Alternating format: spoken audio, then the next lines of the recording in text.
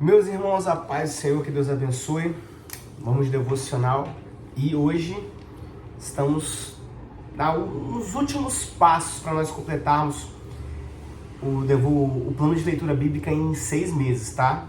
Como falei nos vídeos anteriores, nós vamos quebrar o protocolo e vamos prolongar um pouquinho mais, porque os livros de Apocalipse serão um capítulo por dia, tá? Isso dá mais possibilidade de a gente tentar discorrer alguma coisa, tá bom? Mas meu nome é Luiz, para quem não me conhece, esposo da Tsunami. Estamos aqui fazendo devocionais com base na leitura bíblica em 6 meses e vamos ver o que nós vamos fazer para frente, tá? Mas hoje nós vamos meditar rapidamente em Apocalipse capítulo 2, tá bom? Nós vimos no capítulo anterior que João teve uma visão com Jesus glorificado e Jesus fala ao João o seguinte: olha, escreve as 7 igrejas da Ásia, tá? Quando a gente fala 7 igrejas da Ásia, né, lembra que o número 7 é um número de perfeição, tá? Dentro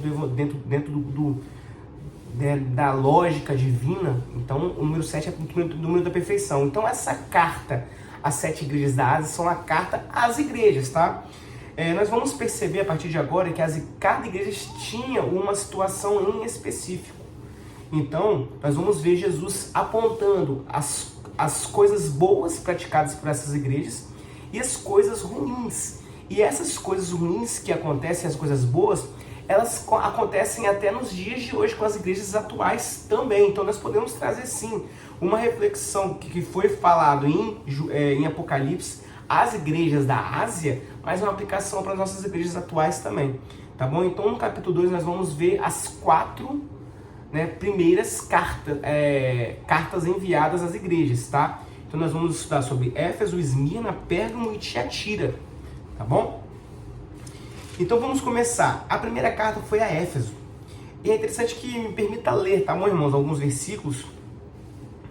Vocês vão perceber que sempre, quando vocês meditarem, é bom que vocês meditem em casa também, leiam um capítulo, tá bom? Vocês vão perceber que o início das cartas, Jesus se identifica. E ele sempre se identifica conforme a visão que João teve dele. Então, no versículo 1 fala o seguinte, ó, ao anjo da igreja em Éfeso, escreve. Ao anjo da igreja em Éfeso é ao pastor da igreja em Éfeso, tá? Não é um anjo realmente, não literal não. É ao pastor, ao dirigente, tá? Essas coisas diz aquele que conserva na mão direita as 7 estrelas e que anda no meio dos 7 candelabros de ouro. Nós vimos isso lá.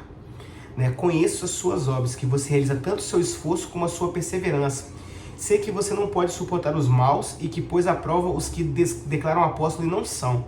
E descobriu que são mentirosos. Ou seja, era uma igreja que tinha o zelo, tá? E de não permitir que falsos apóstolos entrassem no meio. E era esforçada nas obras. Você tem perseverança e suportou provas por causa do meu nome sem esmorecer. Uma igreja que perseverava, tá? Uma igreja que suportava a aprovação sem esmorecer. Tenho, porém, contra você o seguinte: abandonou o seu primeiro amor. Então nós estamos aqui nos deparando com uma igreja que é perseverante, uma igreja que se mantém, que é de obras, mas que deixou o seu primeiro amor. Quando nós encontramos ao Senhor Jesus, irmãos, nós sempre... existe aquele amor, aquele primeiro contato, aquela coisa linda, como realmente se fosse um relacionamento.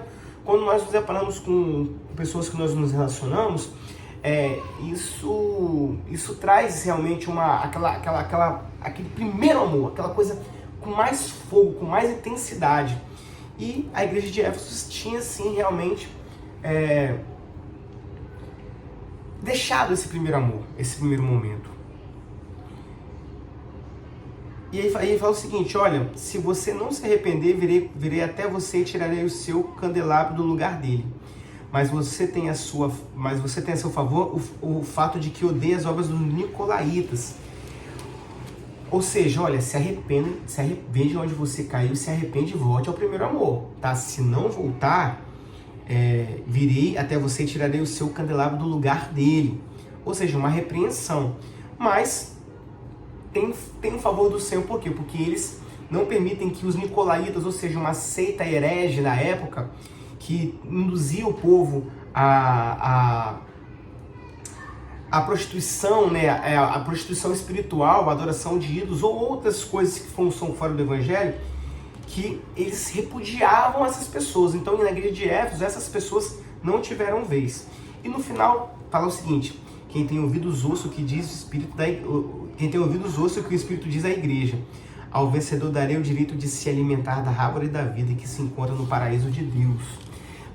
É interessante, irmãos, que sempre no início da carta de Jesus vai falar sobre as suas características, e no final da carta ele vai falar o seguinte: olha, quem vencer tem uma recompensa, tem uma bênção, tá?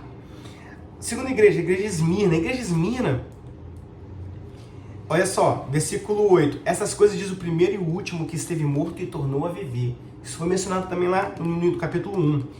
Conheço a tribulação pela qual você está passando, a sua pobreza. A igreja de Esmirna era uma igreja realmente pobre, tá? As pessoas, os irmãos, tinham problemas financeiros. Porém, seja rico, mas as pessoas eram ricas espiritualmente, tá?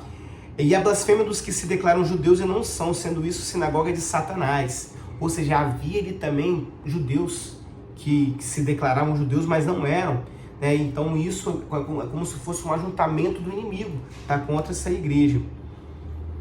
Não tenha medo das coisas que vocês vão sofrer. Eis que o diabo estará para lançar alguns de vocês na prisão, para que vocês sejam postos à prova e passem por uma tribulação de 10 dias. Ser fiel até a morte, lhe darei a coroa da vida. No final, quem tem ouvidos ouça o que o Espírito diz à igreja. O vencedor de modo nenhum sofrerá o dano da segunda morte. Irmãos, essa igreja aqui ela é uma igreja humilde, simples, porém rica espiritualmente. Sabia da tribulação, Jesus sabia da tribulação que ela passava e falou o seguinte: olha, não tenha medo, porque o inimigo iria lançar alguns dessa igreja, né, na prisão, e ainda viria uma tribulação, mas ser fiel até a morte. E eu lhe daria a coroa da vida. Nós temos igrejas que passam por esse momento de tribulação, de perseguição, de envio dos seus profetas à prisão. Se você é uma dessas igrejas, ouve o que o Senhor tem a falar: ó, ser fiel até a morte, e eu lhe darei a coroa da vida. Glória a Jesus. Carta à igreja em Pérgamo, versículo 12 em diante. Ao anjo da igreja em Pérgamo diz, ao pastor da igreja em Pérgamo diz, tá? Diz aquele que tem espada afiada de 2 gumes. Nós vimos lá também em João, tá? Conheço o lugar onde você mora, que é o lugar onde está o trono de Satanás. Sei que você conserva o meu nome e não negou a fé. E que tem em mim mesmo nos dias de Antipas, minha testemunha fiel, que foi morto na cidade de vocês. Aí onde Satanás habita. Irmãos, a igreja em Pérgamo era uma igreja que estava localizada numa cidade em que tinha muita idolatria, muitos templos de deuses pagãos, tá? Então, por isso que Jesus falou o seguinte: eu sei onde você mora, né? Onde está o trono de Satanás. Mas eu sei também que vocês não negaram a fé e conservaram o nome de Jesus nos dias de Antipas. Antipas foi um homem, tá? Foi um irmão que foi fiel, foi uma testemunha fiel a Jesus e morreu naquela cidade, né? Porém, essa igreja também tinha alguns problemas. Quais eram? Né? Tenho, porém, contra vocês que estão aí no meio, estão em seu meio, os que sustentam a doutrina de Balaão, e além disso também no meio de vocês que seguem a doutrina dos nicolaítas, ou seja, havia irmãos dentro dessa igreja que seguiam heresias, tá? Balaão foi um profeta à época de Moisés, tá? Que orientou o rei de Moabe a introduzirem mulheres, né? Para que os filhos de Israel se prostituíssem com elas, porque não podia se amaldiçoar, os filhos de Israel, então, mas podiam induzi-los ao pecado. Então, tanto os nicolaítas quanto os que seguiam a doutrina de Balaão eram pessoas que os nicolaítas nós falamos já, né? Uma seita herege que tentava impulsionar os irmãos a caírem na prostituição e idolatria.